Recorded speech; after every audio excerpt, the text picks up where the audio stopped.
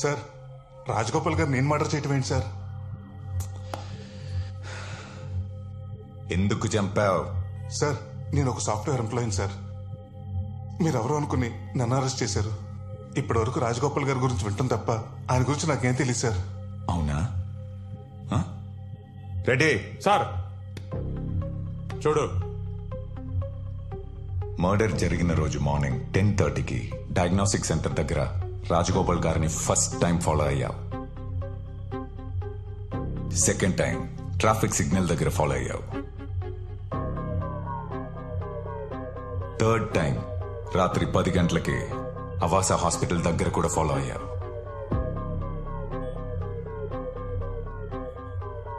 ఏ ఉద్దేశం లేకుండానే 3 సార్లు రెక్కే చేశావా? సార్, నేను రెక్కే చేయడం ఏంటి సార్? మా అమ్మ రిపోర్ట్ కోసం డయాగ్నోస్టిక్ సెంటర్కి వెళ్ళాను సార్. బండిరామ గారి రిపోర్ట్స్ వచ్చాయండి? ఒక హాఫ్ అన్ అవర్ పడుతుంది, వెయిట్ చేస్తారా? సరే. ఓకే. రాజగోపాల్ గారిని డైరెక్ట్ గా చూడటం అదే ఫస్ట్ టైం సార్. మా అమ్మ రిపోర్ట్స్ డాక్టర్కి చూపించడానికి హాస్పిటల్కి వెళ్ళాను సార్.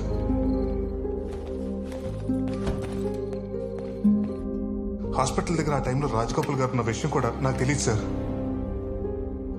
ఆ సిగ్నల్లో అది కోఇన్సిడెన్స్ సార్. బాగా ప్లాన్ చేశారా, బాగా ప్లాన్ చేశారు. ఇంకో విషయం చెప్పు, సుపారి నువ్వే తీసుకున్నావా, నీ అయ్య తీసుకున్నాడా? సార్, మా నాన్న గురించి మాట్లాడితే బాగోదు.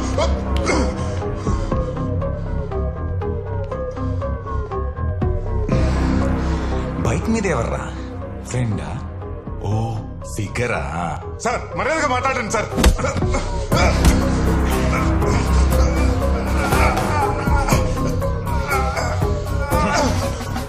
మర్డర్ చేసినోడికి మర్యాద ఏంట్రా?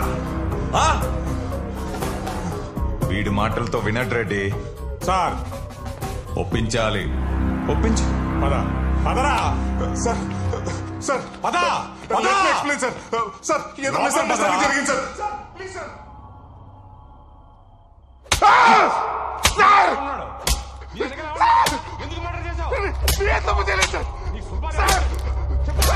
సార్, 10 లక్షల రూపాయలు ఫ్లాట్ టికెట్ రిసీప్ట్ సార్. మొత్తం సీసీ కోర్టులో సబ్మిట్ చేయాలి. సరే సార్.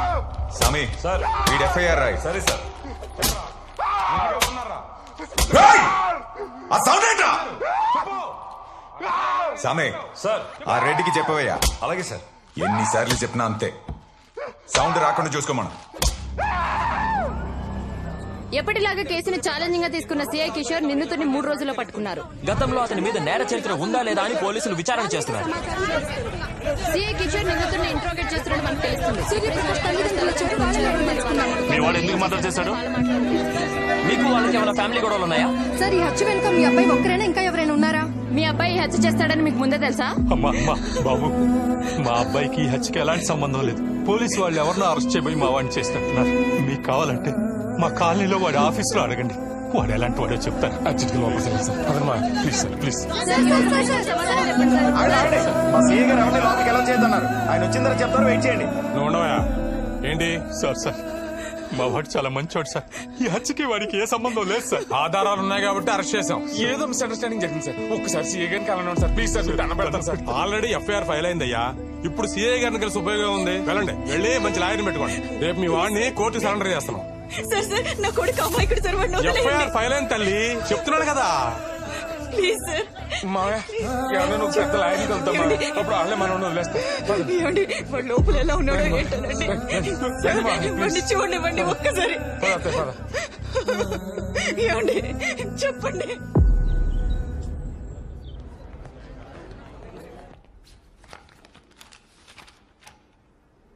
ప్రొసీడ్. మై లార్డ్, పౌర హక్కుల సంఘం నేత రాజగోపాల్ గారి మర్డర్ కేసులో ప్రైమ్ సస్పెక్ట్ కింద బండి సూర్యప్రకాష్ అన్న బండి సత్యనారాయణని పోలీసులు కోర్టుకు హాజరుపరిచారు. మా వాడికి ఏం తెలియదు మేడం, వాడు అమాయకుడు. వీళ్ళే కావాలని ఇదంతా చేస్తున్నారు. వాడికేం తెలియదు మేడం, వాడికేం తెలియదు. Silence, silence, silence.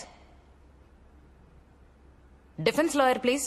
My lord, ఇతను హత్య చేసిన రాజగోపాల్ స్వతహాగా లాయర్ అవ్వడం వల్ల ఇతని తరపున ఎవరూ వాదించకూడదని బార్ అసోసియేషన్ తీర్మానించింది. ఇతనే ఈ హత్య చేశాడు అనడానికి మీ దగ్గర ఏమైనా ఎవిడెన్సెస్ ఉన్నాయా? Yes ma'am. హత్య జరిగిన రోజు సస్పెక్ట్ విక్టిమ్ ని 3 times ఫాలో చేసినట్లు సీసీటీవీ ఫుటేజ్ ఉంది మేడం. చూపించు.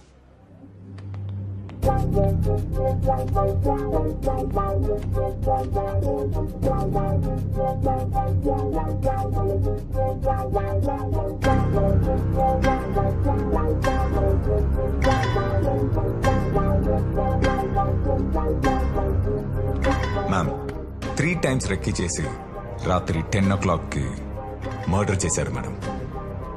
మర్డర్ జరిగిన 3వ రోజు ఇతను 10 lakhs కొత్త ఫ్లాట్ కోసం అడ్వాన్స్ కట్టాడు మేడం. అప్పు చేశాడు.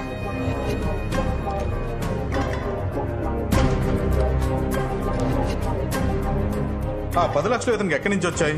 సుపారీ తీసుకున్నాడా? మర్డర్ కి 10 లక్షలకి సంబంధం ఏంటి? పోలీసులు విచారించి అడిషనల్ ఛార్జ్ షీట్ ఫైల్ చేయాల్సి ఉంది. కాబట్టి 5 days ఇతని పోలీస్ కస్టడీకి ఇవ్వాల్సిందిగా కోర్టు వారిని కోరుతున్నాం. మేడం ఆ 10 లక్షలు నేను అప్పుగా తీసుకున్నాను మేడం. మా కాలనీలో పరమేశ్వర గారి దగ్గర తీసుకున్నాను. కావాలంటే మీరే ఆయన పిలిపించి అడగండి మేడం. నిన్ను అడిగినప్పుడు మాత్రమే సమాధానం చెప్పాలి. మేడం ఈ పోలీసులను కావాలి ఇరికిస్తున్నారు మేడం. సైలెన్స్. ఆ రాజగోపాల్ గారు ఎవరో కూడా నాకు తెలియదు. ప్లీజ్ మేడం, ఈ మర్డర్ నేను చేయలేదు మేడం. సైలెన్స్. సైలెన్స్. నీ వాదనలు డిఫెన్స్ లాయర్ ద్వారా కోర్టుకు వినిపించొచ్చు. లీగల్ ఎయిడ్ సర్వీస్ నుండి ఒక లాయర్ని ఇతని కోసం అపాయింట్ చేయాల్సిందిగా కోర్టు ఆదేశిస్తోంది. 3 days granted for custody. Madam please save me from the police madam. ఈ సీఏ కిషోర్ నన్ను వాంటెడ్ గా కేసులో ఇరికిస్తాడు madam. Madam please save me. Surya నాన్న సరే అచ్చేవరికి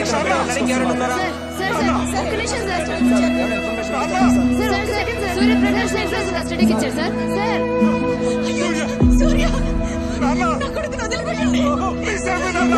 సూర్య నేను చేయలేదు నాన్న. ఆగండి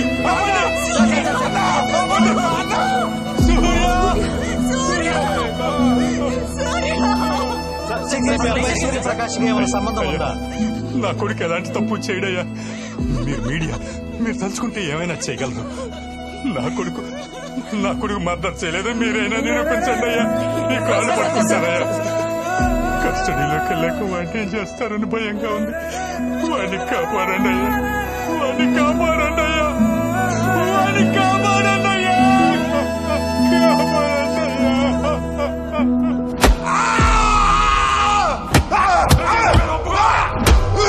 ఒప్పుకోరా?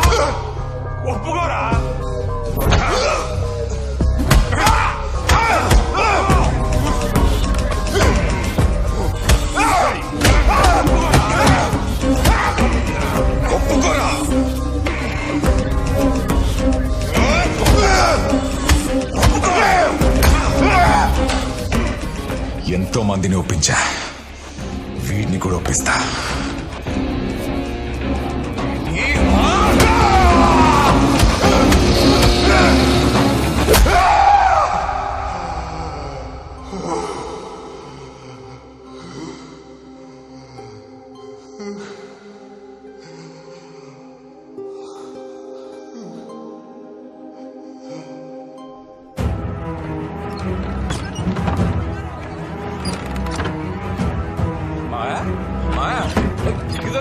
మాయా మాయా మాయా మాయా తలుపుతీ మాయా. మాయా ప్లీజ్ చెప్పేది అర్థం చేసుకో. తలుపులు ఎందుకు వేసా మాయా? మాయా ఏమైంది మాయా? ఏం జరిగిందో చెప్పు మాయా. చెప్పేది వినన్నయ్య.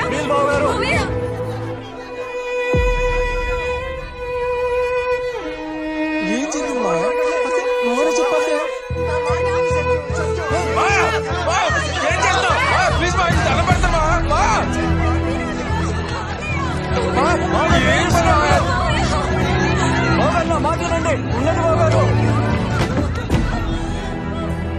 నా కొడుకు నిర్దోషి. వాడి చేత బలవంతంగా ఈ కేసు ఒప్పించడానికే ఆ సిఐ 3 రోజుల కస్టడీకి తీసుకున్నాడు. నిజం ఎవరు గుర్తించటం లేదు. పోలీసులు నా కొడుకును వదిలేసే వరకు నేను నా భార్య ఈ ఇంట్లోనే ఆమరణ నిరాహార దీక్ష కూర్చుంటున్నాం. ఎవరైనా తలుపులు పగలగొట్టుకుని లోపలికి రావాలని చూశారా? తగలబెట్టుకొని చచ్చిపోతాం. నా కొడుకు మళ్ళీ తిరిగి ఇంటికి వచ్చినప్పుడే ఆ తలుపులు తెరుచుకుంటాయి. రాలేదు. తలుపు తీయండి బాయ్, మీకు ఏదన్నా అయితే ఆడు ఏమైపోతాడు ఆలోచించండి. తలుపు తీసొచ్చు, మేమందరం ఉన్నాం కదా నీకు. రమ్మా, నా మాట విను, పిల్లాడికేం కాదు. నా కొడుకు నిర్దోషిగా బయటికి రావాలి. ఆ సిఐ చట్టం ముందు దోషిగా నిలబడాలి. ఇదే జరగాలి, ఇదే జరగాలి. నా కొడుకు బయటికి రావాలి. నా కొడుకు బయటికి రావాలి.